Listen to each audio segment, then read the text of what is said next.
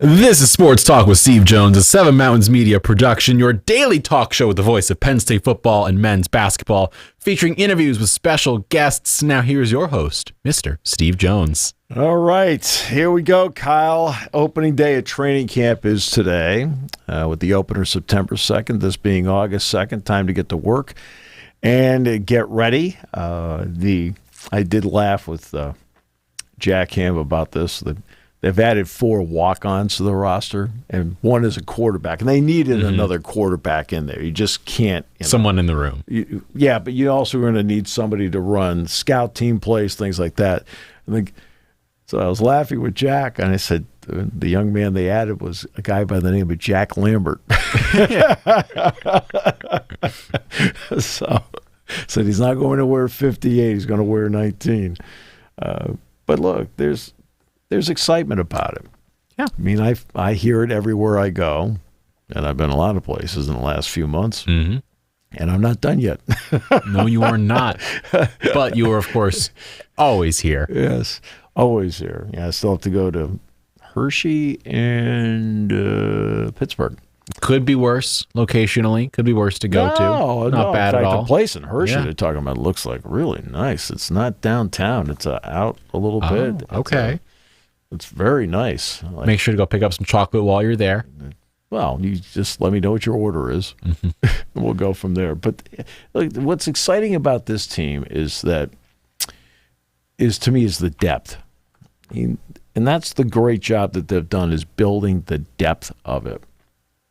Because it's very rare that you can go from August 2nd to January 2nd and still have the same team intact. It's very, very rare.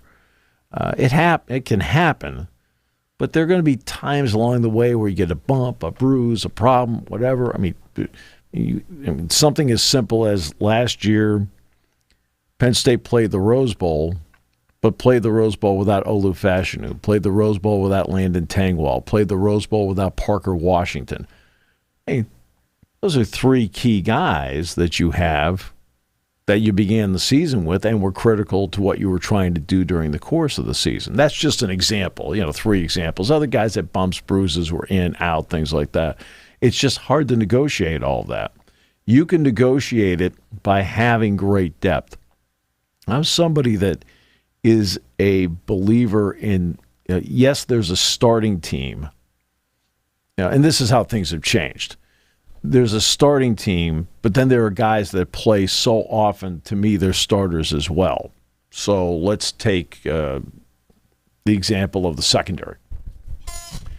Kalen King, Johnny Dixon, starters. But Cam Miller's, again, this is all based on guys staying healthy. Cam Miller's going to play a lot. Well, to me, Cam Miller is starter 1B. Daquan Hardy's going to play a lot in different packages. He's like starter 1B. Keaton Ellis, Jalen Reed. Okay, well, you got KJ Winston, Zakee Wheatley. All those are starters 1B, 1B. To me, they're going to play so often, it's like having a starter out there. And then, maybe a Mekhi Flowers. We'll see. That's what training camp will be for, to determine if somebody can ascend or not. The part about competition at quarterback, and James Franklin in just a few words, made a great statement about starting quarterback. Fans are allowed to make assumptions because they're fans. Right? They are allowed to make assumptions. They are allowed to look at the full season and predict what they think the record would be, what it could be, and so forth. And that's what part of the fun of being a fan. And you love the fact that fans do that. Why? Because they're interested. But when you're the head football coach, or if you're the broadcaster, for example, can't do that. In other words, he wants to go through, and for the next 2.5 weeks or so, you really have to, about 2.5 weeks, you really have to have a pretty good handle on where it is. Right? You put a competition out there. Now, the competition may turn out exactly the way everybody, quote, assumes it'll turn out. But you don't know until you see it. It was assumed always that Sean Clifford, would be the quarterback. Well, he had a competition with Will Levis, and I pointed this out going into the draft. I said, look, I give Will all the credit in the world.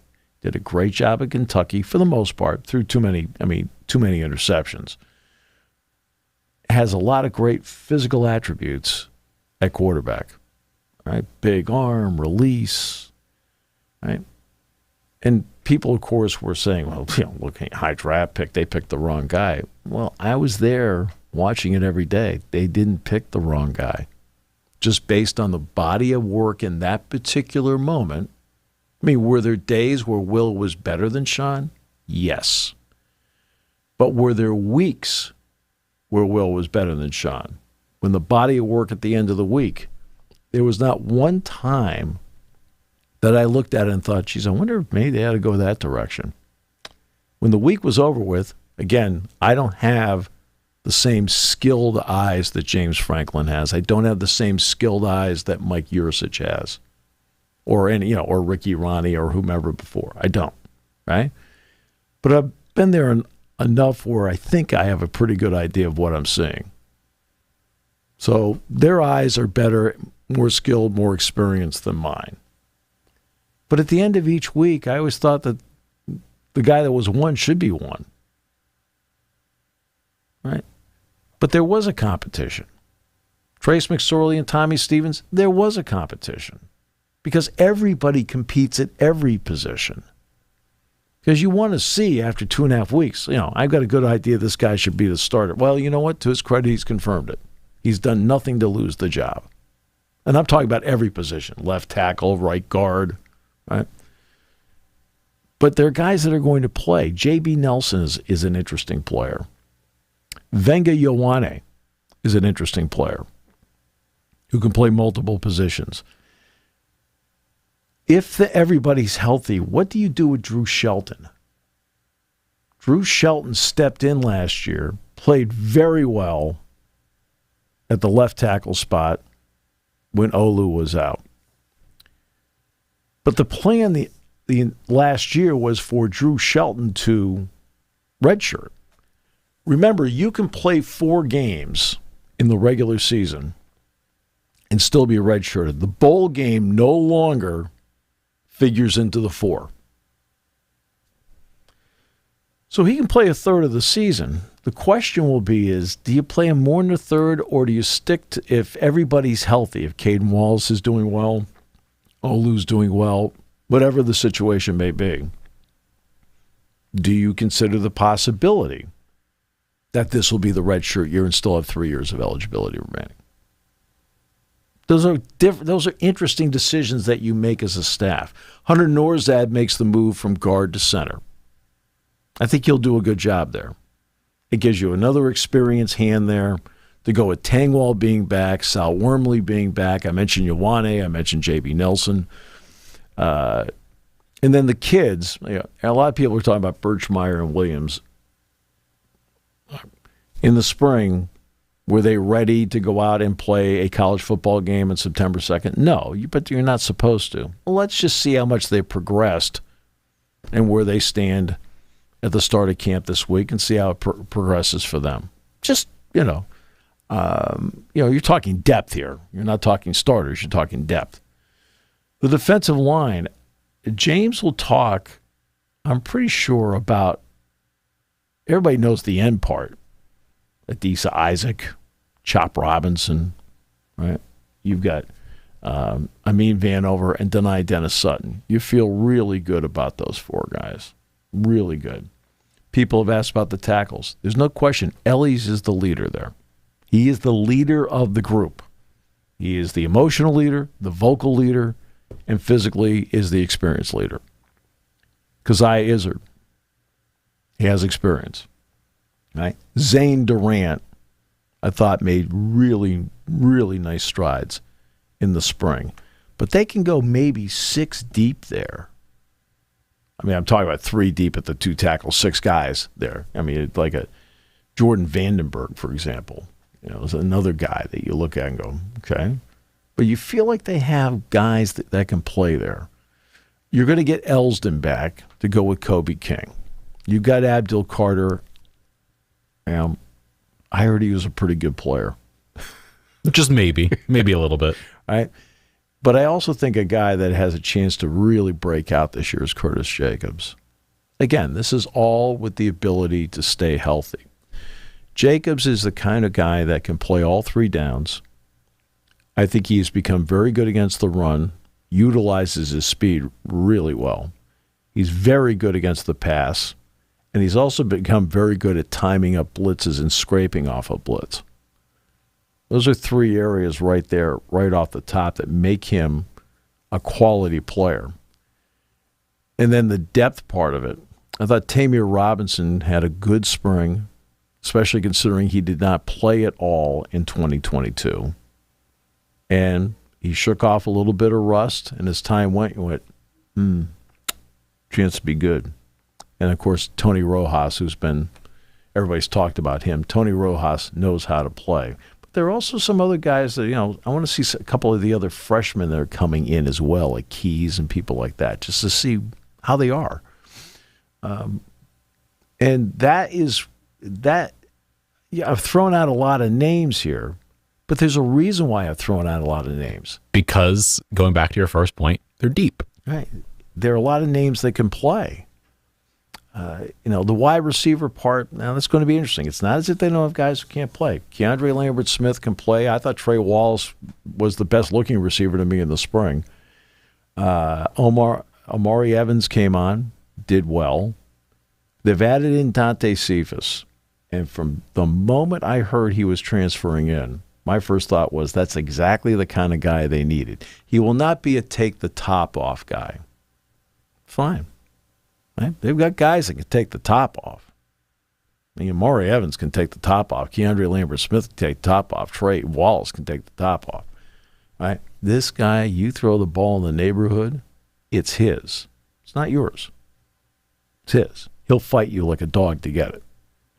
Right? Good route runner, reliable. And remember, and then after that, I think Liam Clifford has a chance to step up. Again, the key for each one of the guys I'm about to talk about is simple. Number one, stay healthy. Number two, be consistent. And be consistent on the positive side of the ledger. Okay? Okay? Shed the inconsistencies. Okay? Liam Clifford has a chance to do well. Malik McClain. You start going through the various guys, Anthony Ivey, and and look, I'm going to miss somebody in the rundown here. What, you don't know every name completely off the top of your head at all every second of the day? I know I'm missing somebody there in the wideout group, and it'll probably come to me as I'm going through this. But yeah, those are some of the guys right away that that will be out there trying to fight their way to the top of this thing.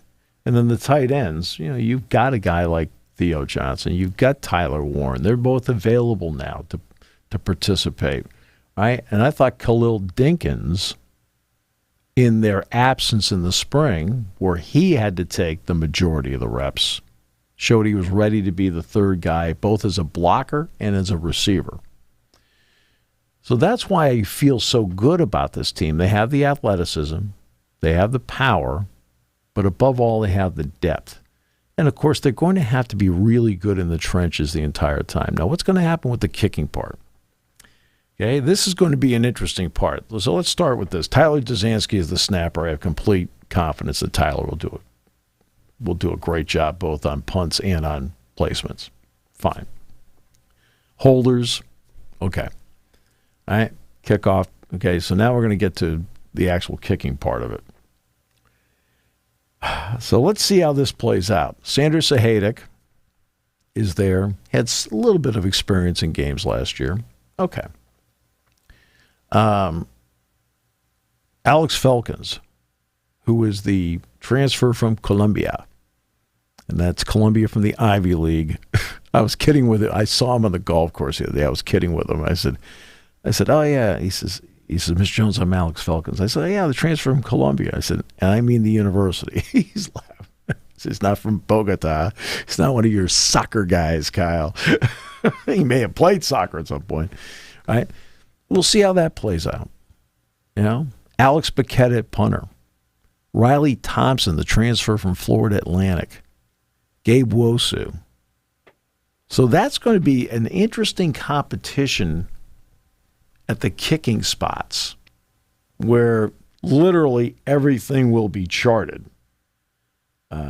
And every kind of kick will be charted to figure out, because the return part, the return part's going to be there.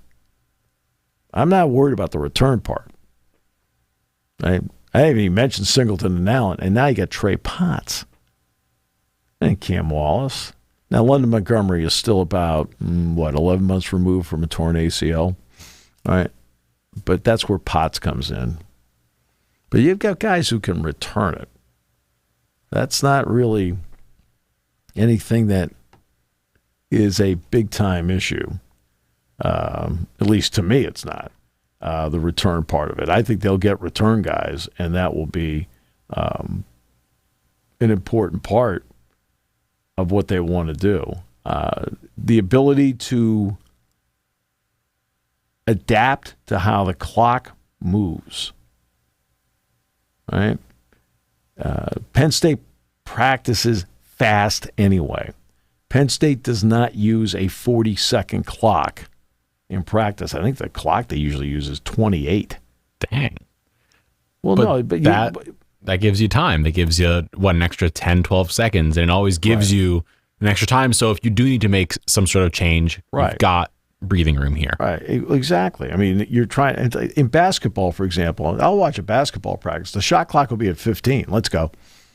Right? Because you're trying to at least put in a sense of urgency. Well, if I'm not mistaken, that's what the 7-second or less Suns did for years. It was an 8-second shot clock, and they said we never want to see one. And if you see one, you got to run. Right, exactly. So that's, that's what a lot of people do. But, and when Caden Saunders, I always leave Caden Saunders out. Why do I leave Caden Saunders out? Why do you? Do you have something against him, Steve? No idea, because I think the kid is terrific. Clearly you don't. I thought he had a really good spring. Like, I'm just looking through. But not a good enough one for you to remember his name, apparently. Just that. Caden Saunders, that's on me. Caden, I love you here on Pop. Right. I love you here on Seven Mountain Sports and everything. Steve may not show you enough love, but that's okay. Caden, every time I'm sitting there, I'm going, no, I'm leaving somebody out. Right? And I remember I was on a podcast, and I ripped through a whole bunch of names. I don't know. I must have mentioned 50 or 60 names. And I didn't mention Zane Durant, and I didn't mention Caden Saunders. And of course, yeah, but if I don't, then people are, what's going on? I don't know. I missed a couple. Well, like Tyler Johnson and Anthony Ivey and guys like that. These are all guys that will step in and will be in that group of wide receivers. I mean, and Saunders could return punts. I mean, he could. We'll see. But this is where they are. I mean, starting camp. Christian Driver made the move over from secondary to wide receiver. He's going to wear his dad's number, 80. Young guy like Jerry Cross at tight end is also another guy. Not mistaken for Jerry Valeri. Nobody would mistake him for him. So, but yeah, I mean, that's so going in. It's the depth part of it that really is, because depth works in two ways. It's not just the injury part of it. It's also how fresh are you in the fourth quarter part of it. Well, you're out there, and because they don't just play guys in mop-up roles. Suddenly you're looking out in the middle of the second quarter, and it's a key sequence, and that's not the group that started out there. That's why I look at all these guys as starters to me. That's how I view it. And then, of course, the schedule will start with West Virginia. So you get out of the gate with another Power 5 school, and you get going with it. Mm-hmm. Helmet stripe, by the way. Helmet stripe. And 1 month away. Have you been to a game at Beaver Stadium? I have never been to a game at Beaver Stadium. I've been here a little over a year. I did not go to a game last year, but I will be going to games this season. Will you be going to the opener? I will be going to the opener. So you'll get to see the helmet stripe. I will. Which will be down the middle, and then the rest of the stadium is in white. So at least you'll get like a partial whiteout feeling. Will you be shaving your hair in a mohawk, so a stripe down the middle, nothing else on the sides? No. Okay. We're sort of limited right now at this stage of life, right? I don't want to lose any more. You're not gonna paint on just a blue stripe down the middle? I'm not gonna lose any more, man. You're killing me. Trying to take it away from me. What are you doing? All right. So well, it's exciting. One month away. Yes, 1 month away. And now 1 year away from fun. Is that the word you used to describe the PAC-3 at this point, or whatever, however many teams are left? I have no idea what I mean, I'm not going to sit here and tell everybody that where any of this is going. I'm trying to do this from a point of view of common sense, which maybe doesn't fit. We'll find out. Colorado going back over to the Big 12, I think a lot of people thought that was a distinct possibility. The TV package that they presented yesterday, that George Kliavkoff presented to the presidents, let's at least start with this. Each school in the Pac-12 for the upcoming season, I believe, gets about $20 million from the TV package. Now, there are other add-ons with the college football playoff money. Everybody gets something of that. NCAA tournament money, everybody gets something from that. But the TV package that they have will pay them about $20.1 million per school. It is alleged, after this phone call yesterday, that the Apple TV package that was presented to them paid approximately $20 million per school. So there's no move forward. But there are then escalators in it if they get more subscribers. The Pac-12 is leaning heavily on Messi to make that happen. I was going to say, I think this is quite interesting timing-wise because, of course, Lionel Messi, and we've discussed his contract already a little bit, that he's got a lot. He gets money from the revenue Apple TV makes on subscribers. Right. And he is posting... he's done it multiple times now, because I do follow him on Instagram, where he has posted on Instagram to his followers being like, subscribe. And fun fact, he's one of the most followed people in the world at 481 million Instagram followers, and his followers enjoy watching him play. So it's interesting that it's a short-term deal. I wonder if it ends around like 2026, 2027. That would be, it's apparently a short-term deal. So I think what you talking about, Messi's deal? Apparently the Pac-12 deal. I think it could be 4 or 5 years. So it could end around the time Messi might depart. Yes, it's quite interesting. I think that's what they would like to do. Which then, because it's the end of this decade, where I think is where the significant movement's going to happen. At that point, the grant of rights number is scaling back for the ACC. Still not home free, but scaling back. You'll have a better feel for the landscape. And TV network contracts will be up. Again, the TV networks are not, they don't have money trees in the back. So there's also alleged that there might be a window on linear available, a window, that Fox and ESPN might split. Okay. Well, if that's the case, and by the way, did you notice that based on estimated subscribers, guess who has the highest number of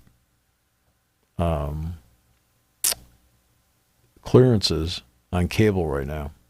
Fox Sports 1 has slightly more than ESPN. Well then. Wow, how about that? ESPN's gone from 100 million down to 73, 74.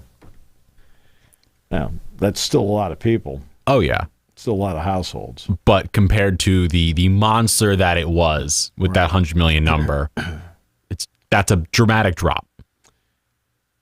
I keep going back to now, if you're Oregon and Washington, for example, if you were to like suddenly be offered 30 to 35 million, 40 million to go someplace, you'd have to take it because this deal doesn't do it for you. But right now, a lot of rooms at the inn are filled. In other words, Fox and NBC and CBS have also, because the Pac-12 tried desperately to get NBC involved, and NBC said no. They said no. And the problem that they have is this. The TV networks don't want to give them this equal money to go to the Big Ten. They're all looking around saying, hey, look, like if Notre Dame comes in, it's worth the 75 to 100 million. Yeah, and again, remember, the Big Ten deal is backloaded. Mm-hmm. You know, I always like to preface that. They're not getting all this money. Like, they're getting money, but it's going to ramp up as time goes. In the last 3 years of the contract, I mean, last 3 to 4 years especially, they're getting significant. They're getting a good chunk of change. Yeah. They can upgrade their subscription to the premium subscriptions everywhere. But the reports are that the average through the 7 years is somewhere in the $75 to $100 million range. You have to have the ability as a university to bring that in. There's only one left that can do that. Clemson cannot do that. Florida State cannot do that. Right? I hear Georgia Tech one more time. I'll sit there and go, Georgia Tech? Yeah, the Georgia Tech, hey, they are clearly the best school in the nation at everything they do. I mean, academically tremendous. But academic, I'd rather have Stanford if I'm going academics. Right, yeah, exactly. Stanford, the Harvard of the West. But their football is okay, struggling. I mean, they had great moments in the 90s, but struggling now. Basketball is back to struggling. And Penn State, there's a report they're going to play a hoops game with them down in December, down at State Farm Arena.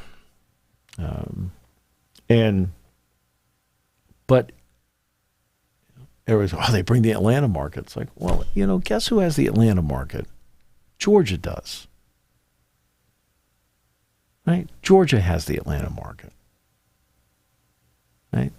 Georgia Tech may be in Atlanta. Georgia has the Atlanta market. As do the Braves. As do the Falcons. Because of Trae Young, not so much the Hawks. No. Oof. Ooh. Yeah, it was just biting. But that's who has it. Florida is an interesting state. It's heavy on population because people have moved there in droves.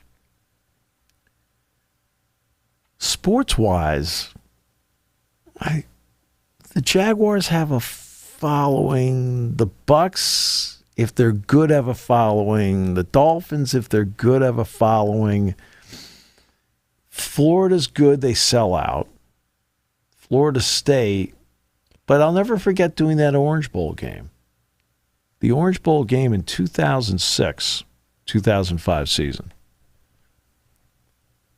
And this is one of the few times, there have only been 2 bowl games that I've ever done where I felt like Penn State was the home team. The Pinstripe Bowl. I mean, Penn State was the home team. No question. I mean, they had exponentially more. And that Orange Bowl game, it was Florida State.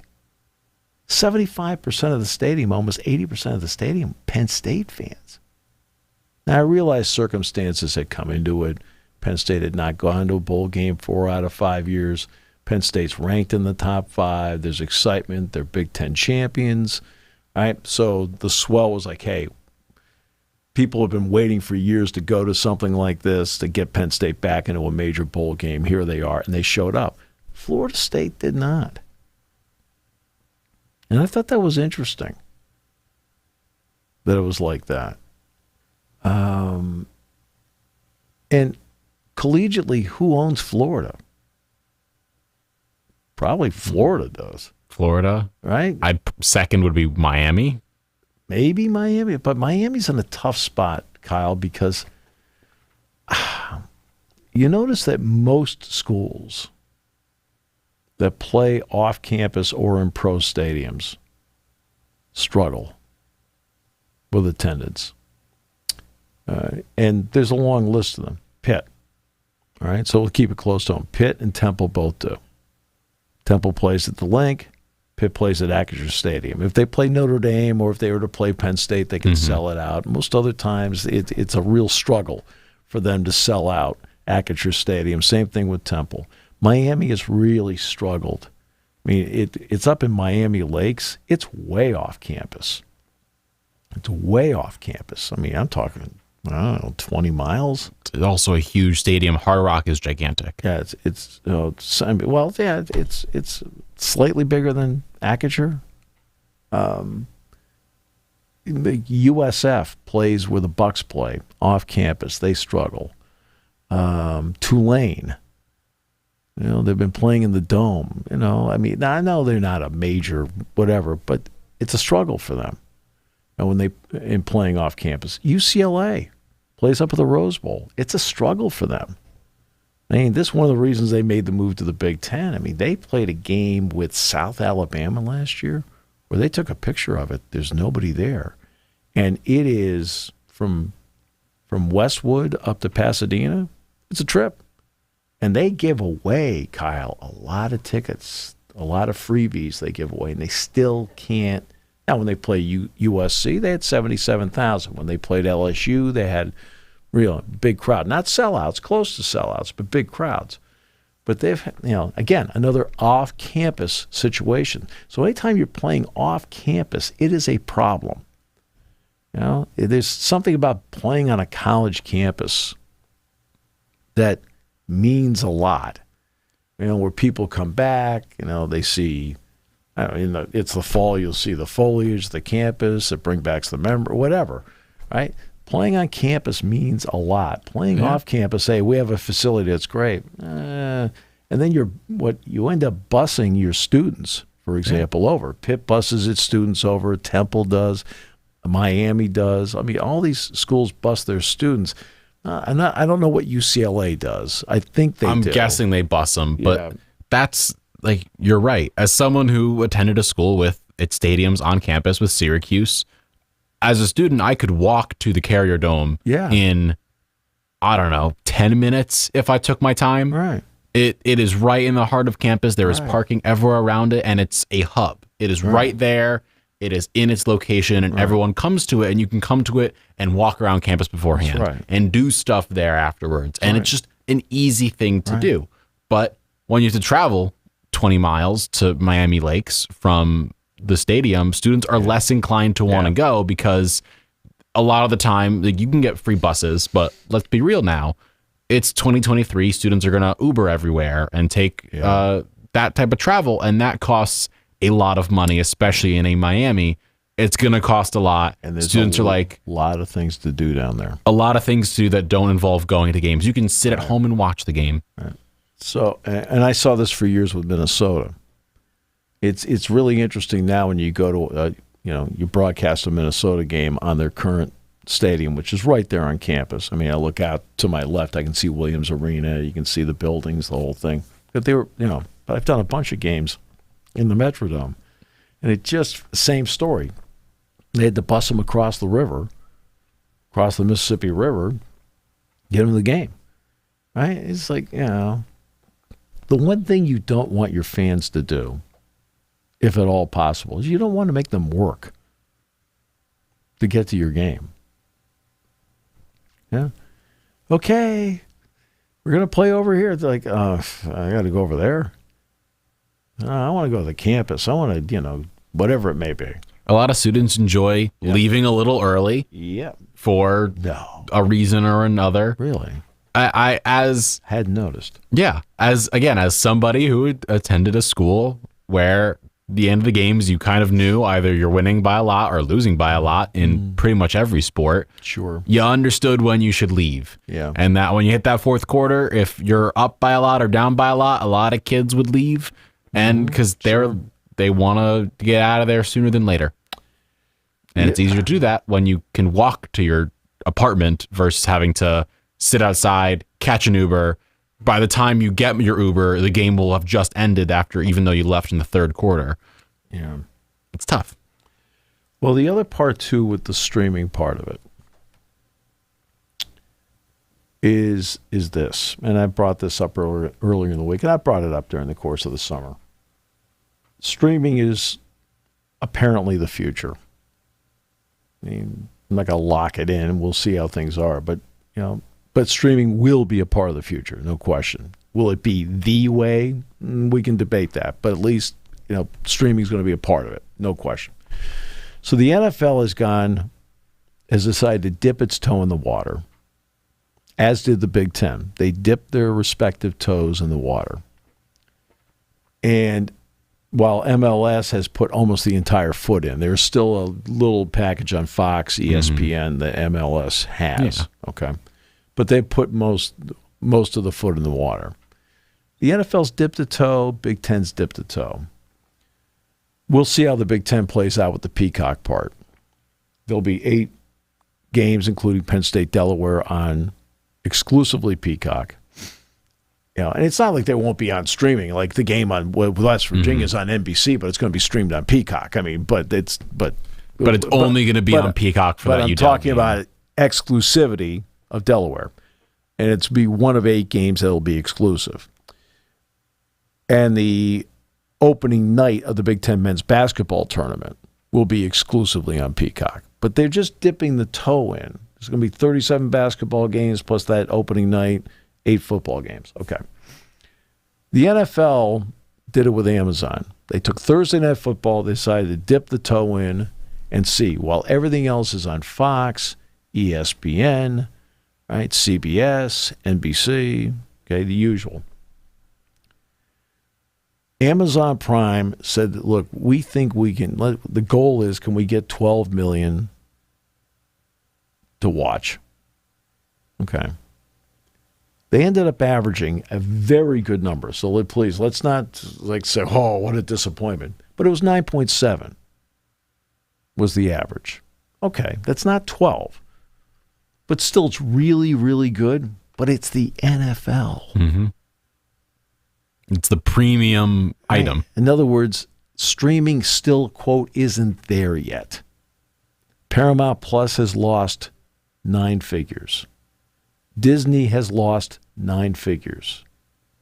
Amazon has lost 9 figures. Apple's actually lost less. NBC has lost exorbitant fees. Peacock has lost 9 figures. They lost high 9 figures. High 9 figures. Peacock has lost. But the crazy part is that they're the one streamer, I think, so far that has the sports part a little bit figured out in terms of it's gotten better because they have the Premier League, which is and they've done Notre Dame football and Notre Dame football, and those two, it's one of the very few that has grown year over year. But that's it. So now let's take the numbers I just talked about with the NFL. 12 million, 9.7 was the reality, which was very, very good, just not the 12 million they talked about a year ago. Okay. Now let's translate that back and bring it all the way back to the Pac-12. We can talk about the $20.1 million per school and maybe getting a little bit more from a split package of ESPN Fox, which is evidently on the table. That 10:30 window, people are looking for programming. Okay. Mm-hmm. But the problem is if you are a coach, I am Jed Fish, head football coach, Arizona. The basketball coach, okay, Tommy Lloyd. And I'm sitting there, and if the university president who asked me, hey, what do you think of this? The issue I would bring up is, hey, look, I need to know what the linear part of this is. I need to recruit. Right? You can talk and push subscriptions all you want, but I need a window where anybody can tune in anytime they want and they can at least see me play and see our program so I can recruit. So I don't mind if there's streaming, but I need accommodation because we're not there yet on streaming everything. I know MLS is 95% streaming with Apple, right? But I mean, how many people are watching Major League Baseball on Friday night on Apple? Right? Not a whole lot. Okay, the only time it ever comes up is if there's a big game, and let's go back last year when Aaron Judge was chasing Roger Maris's American League record last year. There was a Friday night game as he's coming down the stretch that was on Apple. And everyone's like, what? It's on Apple. What? Right? And people are like, I don't want to do that. That's the resistance that you're facing right now. And if you are a coach, if you're Jed Fish and you are Tommy Lloyd, what do you're sitting there going, hey, look, if I'm on, like, let's just pick a number, 80% streaming, how can I recruit with that? And how can I recruit nationally with that? Because, for example, if you're sitting there, okay, Kyle, you're sitting here in central Pennsylvania, and ESPN or Fox or FS1, whatever, happens to have Washington playing Arizona State. It turns out Washington may be 7-2, Arizona State might be 6-3. Not a bad matchup. Okay. It's the day's gone along. I still want to watch some college football. You're sitting there in Pennsylvania, and you're like, I'll watch some of that game. Okay. But if they're streaming, will you watch the game? Because you have to work to find it. Yeah, I would not. And that is a thing that is, it's commonplace and common practice now, I think, generally everywhere. The least amount of steps you need to do, yes, the better it is. Right. If I have to just turn on my television and click a channel or two, easy. But if I have to load up my laptop, load up Peacock, go to the sports thing, the steps add up. And yeah, it may sound really simple, and it is quite simple to do, but it's... Well, it is simple to do. I'll tell you, I watched a lot of the Amazon Prime games last year because, look, I enjoy watching football. Of course. Right? So I watched a lot of the Amazon Prime games last year, but there are times that during the game, let's take the Colts and Broncos game, where you're like, I'll come back to this in a little bit. And the process to switch out is not a question of you hit the button and now you go to the next channel. You gotta delete it, okay, and then get back to TV, right? And then I want to go back to the game. I gotta mm-hmm. I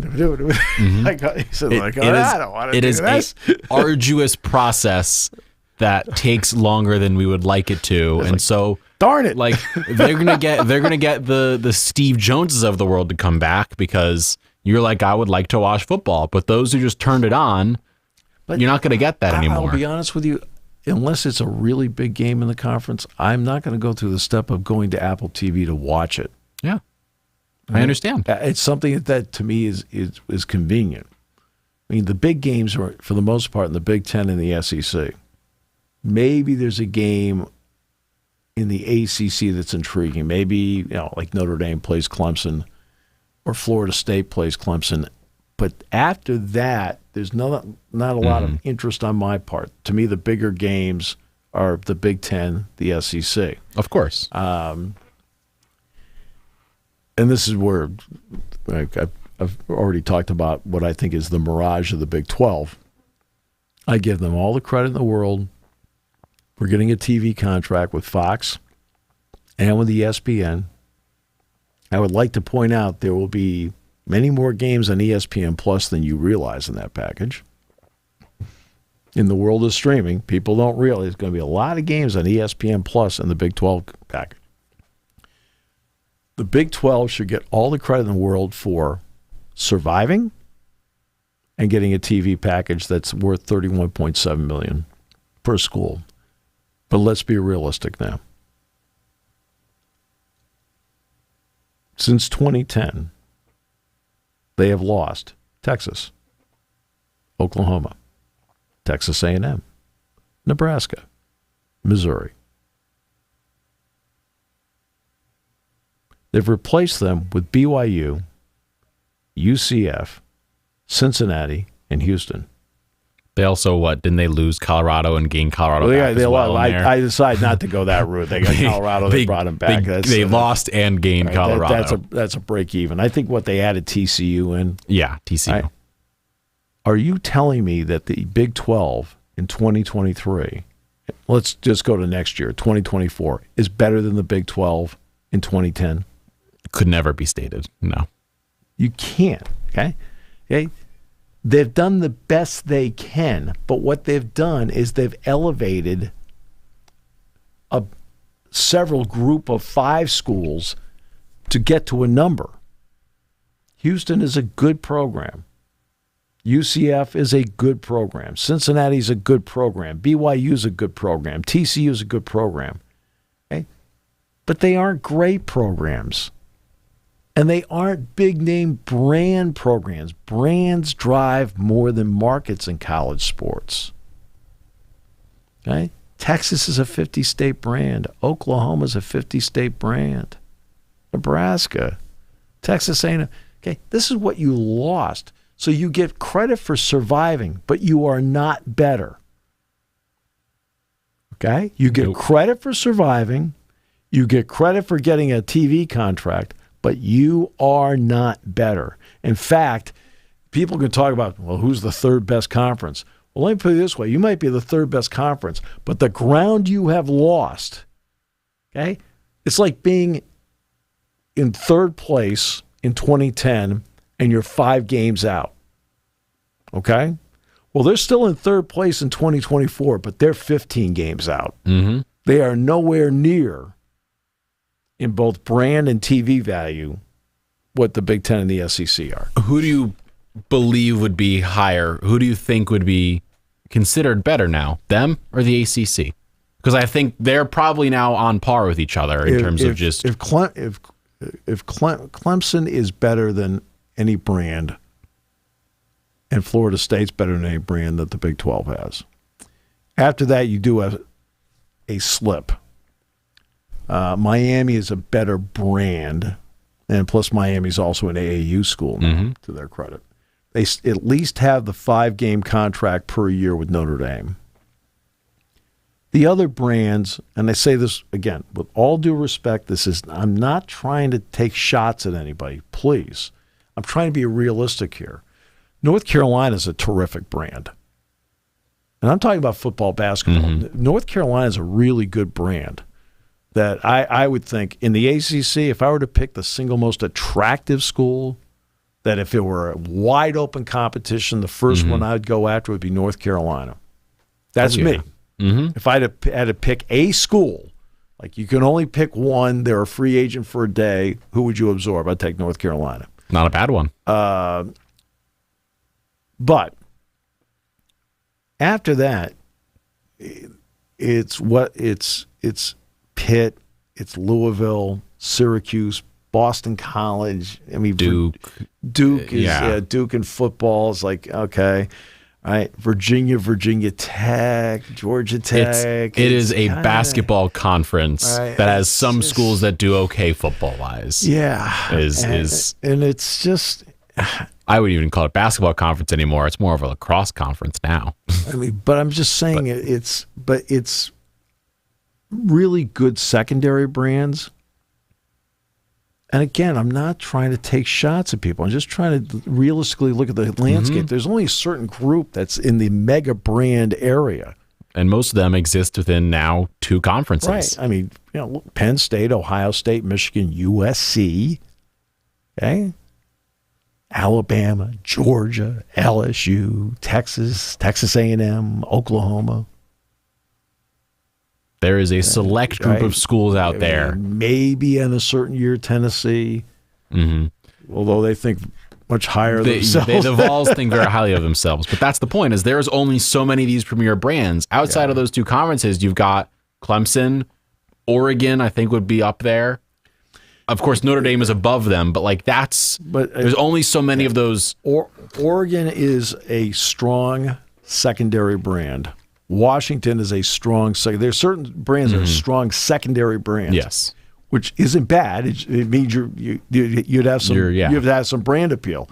Washington is, Oregon is, without question. I can debate Arizona a little bit. You can the schools that you can say they're tier 2, but like you could have a discussion of them being the bottom of that tier 1. Right. Of like they could get there, right, and they're on the border, but there's only so many of those level schools anyway. Right.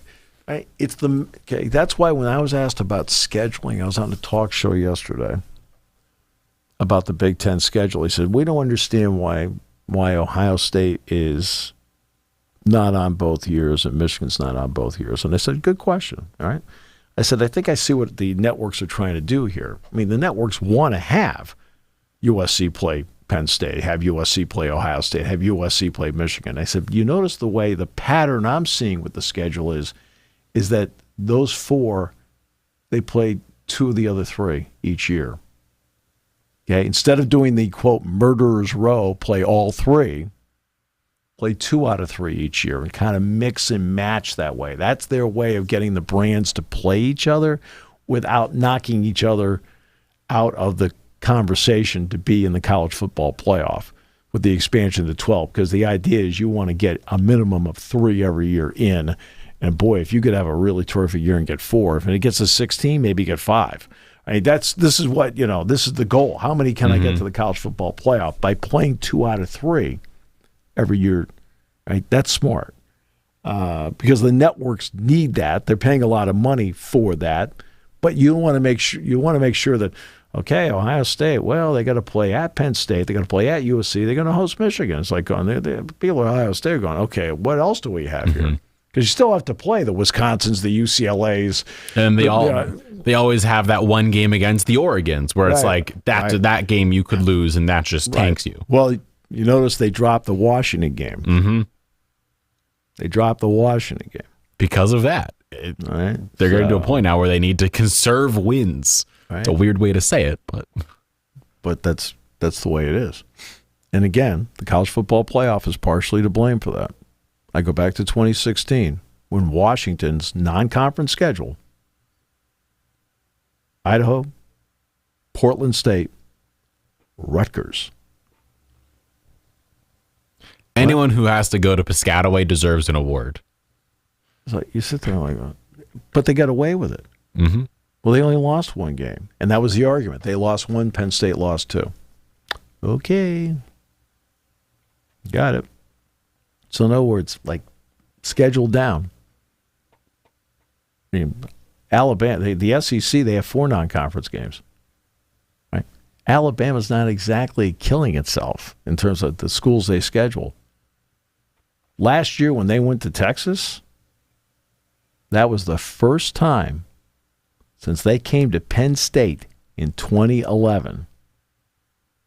Last year was the first time since 2011 they played a game on somebody else's campus that was in the Power 5. Steve, you're really criticizing the Citadel here, and I don't like this. I'm not going to stand for this criticism and these shots being fired. As a person who's actually been on the Citadel's campus and has watched a basketball practice in their arena, I feel good about what I said. Wow. It's a great place to be. But Citadel's it really great is. School. It really is. But again, the point stands. But the FCS thing, you're sitting there, and that's where you are right now. But again, you're Alabama. People will watch the game because it's Alabama. Mercer will get its check, or Citadel will get its check, or Furman will get its check, whatever it may be. But they're looking around saying, well, geez, we play Texas A&M, we play LSU, we play Auburn, we play Ole Miss, Mississippi State. You start going through the list of the people they play. Now we're going to have to play maybe Texas. I mean, they're going to play Texas in a non-conference game this year at home. But those opening 3 games of the season, in general, you may have a conference game of the part, the way schedules are. Because you're sitting there as a Big Ten or an SEC saying, well, just in my own backyard, I think I've got enough. I've got enough. You know, I mean, so Penn State this year plays West Virginia at home. Okay, well, they got to play Iowa at home. And they have to play Michigan at home. And they have to play at Ohio State. And then play Michigan State on the road. And still have Maryland, which can be, with their quarterbacks, a dangerous team. They have to play at Illinois. Do I need to sit there and put somebody else at the front? No. No, you don't. Right? I mean, Penn State had the home and away with Auburn, which worked out. I mean, Penn State won both games. And not only that, the fans were interested in both games. Because part of this is, I do want to respect the fans and all this. They want to see these matchups. They want to see these matchups. But that's where adding USC and UCLA comes into play. Penn State will host USC this year. Penn State will go out to USC in 25, right? And in 25, UCLA will come here. Well, your schedule is in good shape when you're doing something like that. I mean, Penn State will play Ohio State and USC in 24. Penn State will play Michigan, USC, and UCLA in 25. Right? Well, that's 25% of your schedule right there. Mm-hmm. It's a lot. Not a lot of wiggle room. Yeah. So, welcome to the world of business. Welcome to the world of business, and we always give business lessons here on Sports Talk with Steve Jones, a Seven Mountains Media production. Check back daily for all the